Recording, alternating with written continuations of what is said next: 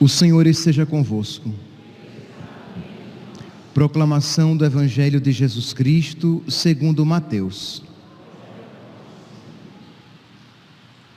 Naquele tempo, alguém aproximou-se de Jesus e disse: Mestre, o que devo fazer de bom para possuir a vida eterna?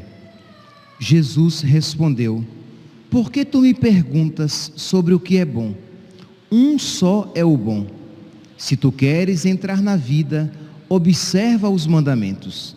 O homem perguntou: Quais mandamentos? Jesus respondeu: Não matarás, não cometerás adultério, não roubarás, não levantarás falso testemunho, honra teu pai e tua mãe, e ama teu próximo como a ti mesmo. O jovem disse a Jesus: Tenho observado todas essas coisas. O que ainda me falta? Jesus respondeu: Se tu queres ser perfeito, vai, vende tudo o que tens, dá o dinheiro aos pobres e terás um tesouro no céu. Depois vem e segue-me. Quando ouviu isso, o jovem foi embora cheio de tristeza, porque era muito rico. Palavra da salvação.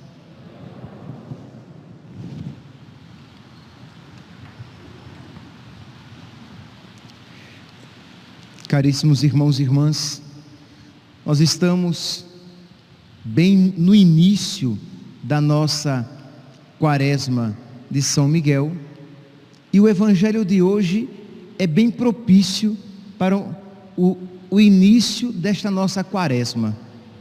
O Evangelho é aquele conhecido como o Evangelho do jovem rico. Jesus, que elegeu este jovem para o apostolado. Sim, Jesus chamou esse jovem para ser apóstolo, porque quando o chamou a deixar tudo e segui-lo, ele faria parte do grupo dos escolhidos. Isto é, Jesus tinha um sonho para ele, mas ele, apegado aos seus bens, preferiu permanecer apenas naquilo que lhe era obrigatório. Isto é, quando ele se aproxima de nosso Senhor, ele pergunta: Senhor, ele diz: Mestre, o que devo fazer de bom para possuir a vida eterna? O que eu devo fazer para entrar no céu, para ser salvo? Jesus diz: olha, observa os mandamentos. E ele diz: isso eu tenho feito desde a minha juventude. Eu tenho observado os mandamentos direitinho. E Jesus diz: mas se tu queres ser santo, se tu queres ser perfeito, vai, vende o que tens, dá aos pobres, e terás um tesouro no céu. E diz, meus irmãos, que ele ouviu isso, mas não quis seguir. Um outro jovem, alguns anos depois, estamos aqui no século I, no século III, um outro jovem ouvirá estas mesmas palavras de nosso Senhor, Santo Antão, e ele venderá tudo o que tem, dará aos pobres e seguirá Jesus.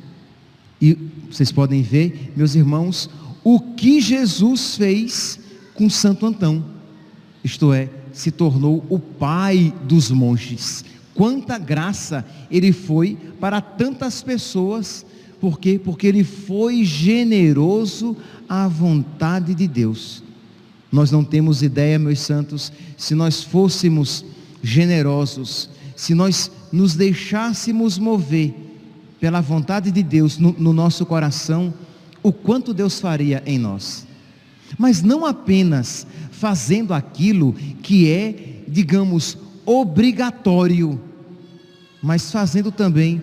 Meu santinho, passeia com ele um pouquinho lá fora, que eu acho que ele está meio agitado, tá bom? Obrigado, meus santos.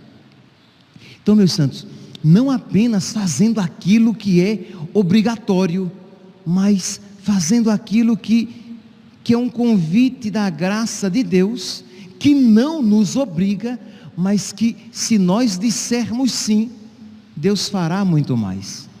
Ora, se Santo Antão tivesse ouvido aquela palavra e não feito nada, ele não seria quem foi e quem é para toda a igreja. Esse jovem rico, porque ele não fez, porque ele se calou, porque ele se prendeu ao que tinha, porque ele não foi generoso para com a vontade de Deus, nós não sabemos quem é este jovem, que santo ele seria. Meus irmãos, nós não podemos nos esquecer que Deus tem um plano de santidade e um plano bonito para cada um de nós. Não existe nenhum cristão feio, isto é, uma alma feia, uma alma mesquinha. Todos nós que aqui estamos, Deus tem um plano para cada um, e para que seja uma alma bonita, uma alma santa, uma alma que ame muito a Deus. Mas para isso, nós precisamos sair do obrigatório e entrar no caminho da generosidade. O jovem rico, ele estava, quando ele perguntou: Senhor, o que é necessário para que eu me salve? Jesus diz a ele o quê? O obrigatório: segue os mandamentos. Se nós seguirmos os mandamentos da lei de Deus, nós iremos para o céu. Mas se nós quisermos ser não apenas salvos, mas aquele que Jesus quer que nós sejamos, nós precisamos entrar no caminho da docilidade, da generosidade. Então, esse jovem não entrou. Nós não sabemos o que Deus realizaria na alma dele. Por que é que eu estou falando, meus santos, quando eu disse que este evangelho é tão apropriado para o início da nossa quaresma de São Miguel? Porque nós estamos fazendo exatamente algo que não nos é obrigatório. A quaresma de São Miguel não é obrigatória, ela não é uma exigência da igreja. Cristão, católico, nenhum está obrigado a fazer esses 40 dias de oração e de penitência. Mas se nós formos generosos com Deus, Deus realizará algo muito bonito no nosso coração e na nossa alma, por meio deste período de pura generosidade.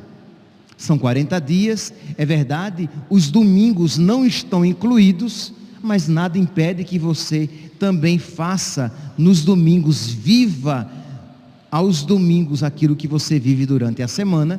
Mas é verdade, os 40 dias estão presentes, retirando-se os domingos, em que você, além dessas orações que você faz em honra a São Miguel, você é convidado a fazer uma pequena penitência, mas colocando ali um grande amor,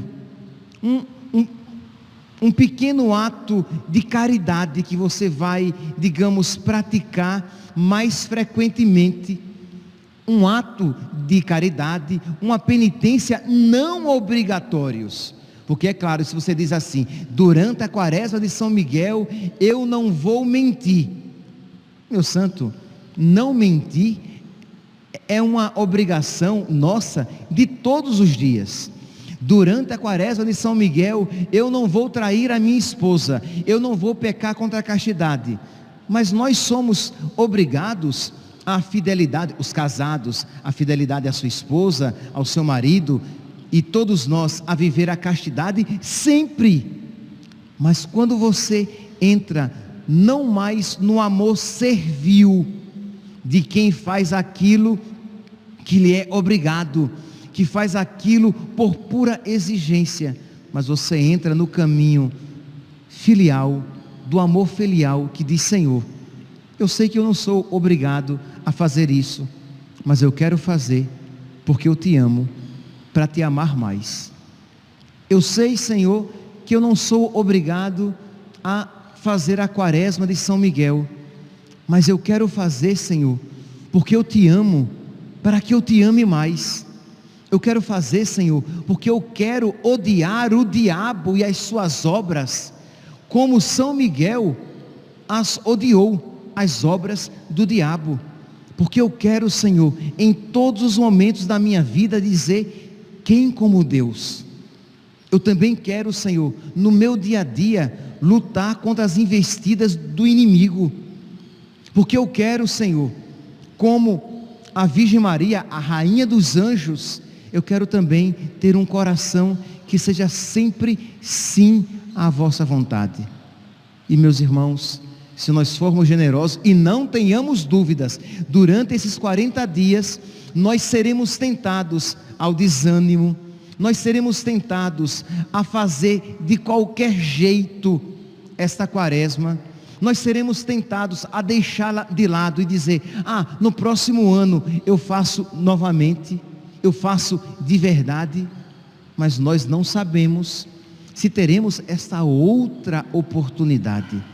Vamos fazer agora, vamos fazer este ano, e vamos fazer cheio de amor filial a nosso Senhor, com essa generosidade que infelizmente não estava presente no coração do jovem rico, mas que estava abundantemente presente no coração de um Santo Antão e de tantos outros santos que só foram santos porque generosos com Deus eles foram.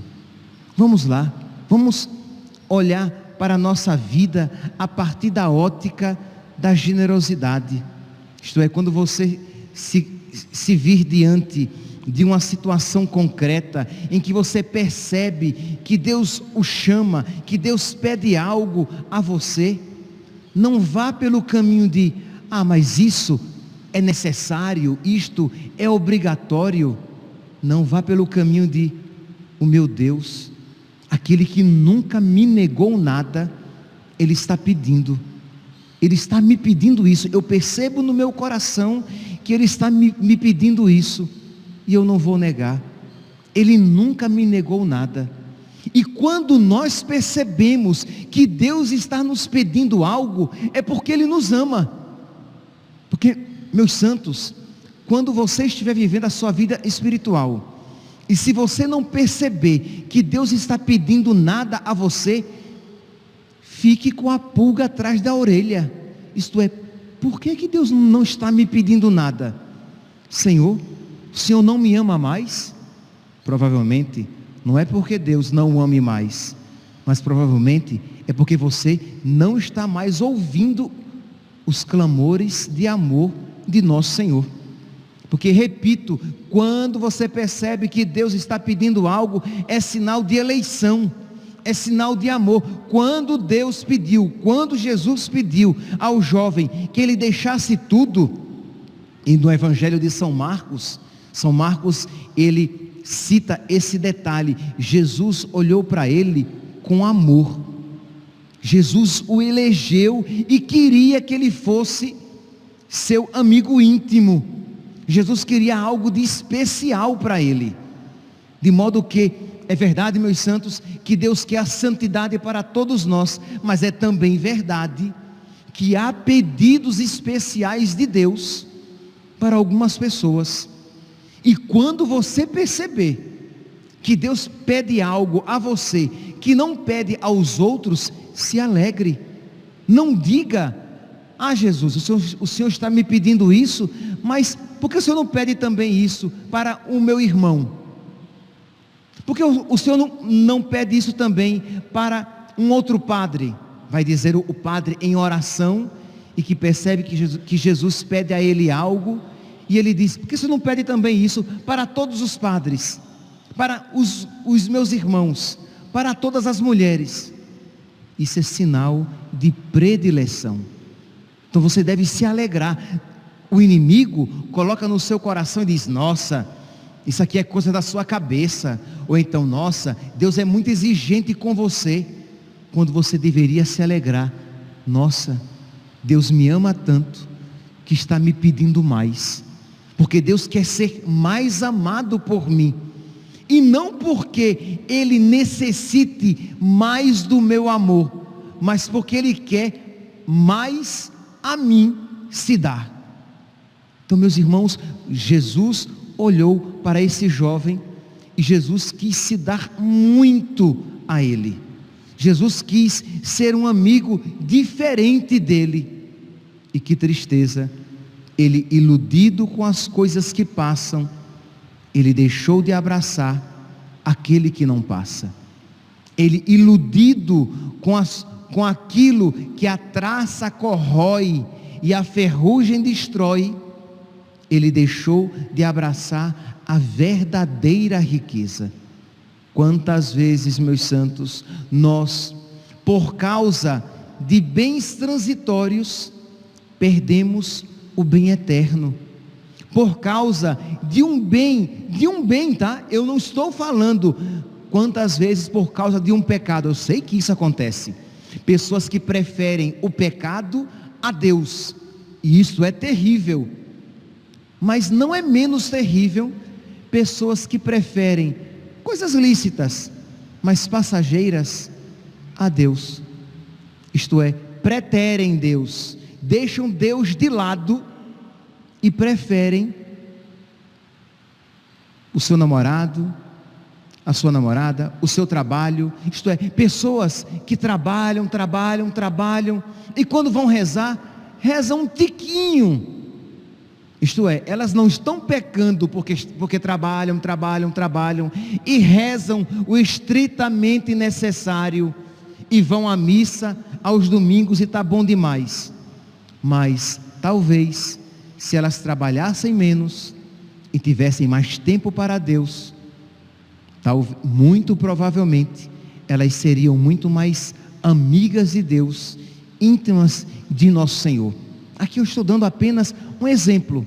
Talvez você, dona de casa, que quer deixar sua casa um brinco, e isso é zelo, isso é bonito, mas talvez você não precise, ou você não possa deixar a sua casa um brinco, porque se você deixar a sua casa um brinco, você não vai ter tempo de rezar. Digamos que você tenha muitos compromissos, e ou você opta por deixar a sua casa meia boca, você vai deixar bem limpinho o banheiro e a cozinha, e o resto, né? Mais ou menos, porque um brinco mesmo você quer deixar a sua alma. Um brinco você quer deixar o seu coração. O resto é resto. Eu não vou para o inferno se o meu quarto não estiver tão arrumado quanto poderia, mas eu posso me perder se a minha alma não estiver tão bela quanto deveria. Meus irmãos, peçamos a nosso Senhor, peçamos por intercessão de São Miguel no início desta quaresma, peçamos por intercessão de Nossa Senhora, Rainha dos Anjos, peçamos por intercessão de Santa Maria e Santa Marta. Marta, tu que te agitas, depois ela aprendeu. Peçamos que nós aprendamos o necessário e que nós vivamos com generosidade a Deus, porque somente na generosidade nós conseguiremos trilhar o caminho que leva à verdadeira santidade. Louvado seja nosso Senhor Jesus Cristo, para sempre seja louvado.